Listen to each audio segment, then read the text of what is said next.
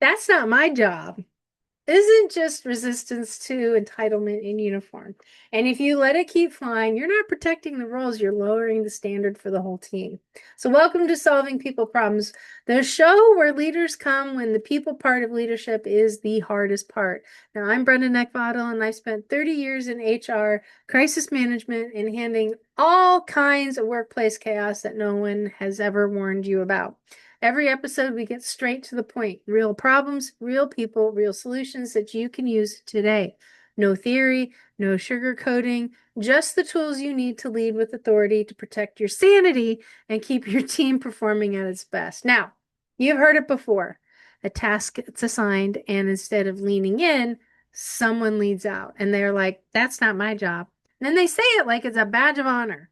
Like avoiding responsibility is the proof that they're protecting boundaries. So here's the truth. That line doesn't protect focus, it actually erodes culture because the moment someone decides contribution is optional, teamwork collapses. And when leaders let it slide, everyone else starts asking themselves why they should stretch if one person never has to. Resentment builds, engagement dies, and suddenly you've got silos instead of a team. Every role has limits, but every role also contributes. That's what you need to say because this is about the team's success, not about your job. That one line, that one phrase, it reframes the conversation from individual to collective. It cuts off entitlement without escalating, and it sets the expectation that contribution is culture, not clarity. Because leadership isn't about begging people to step up, it's about making it clear that pulling weight is non negotiable. Now, can we agree that every time you let that's not my job go unchecked, you're not respecting boundaries, you're letting entitlement lead. So, how many of you have carried the frustration of covering for someone who flat out refused help? How many of you have watched teamwork erode because one person kept opting out while others pick up the slack? How many of you have softened the standard just to avoid the fight, even though the silence ate at your authority? Now I realize this, that teamwork dies when contribution becomes optional because you don't build culture by allowing passengers, you build it by requiring players. You don't drive performance by letting people hide behind job descriptions. You drive it by holding everyone accountable to the mission.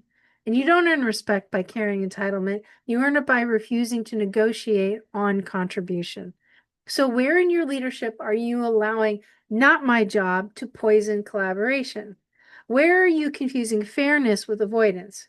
And what would change if the next time someone said it, you shut it down with one sentence that made contributions standard? That's not my job. That's not a statement, it's a signal. Answer it with clarity and you stop entitlement before it spreads. Now, on October 20th in Virginia Beach, my Leadership Unleashed live event will show you what to say, when to say it, and why it works. So tense rooms settle and your team moves. It's not just another leadership event. It's the one room where you'll finally get the tools to deal with the chaos no one warned you about. The employees who push back, performance that slips, and the team dynamics that drain the life out of your leadership. So join me and two Navy SEALs for a full day of high intensity reset that'll shift how you lead under pressure.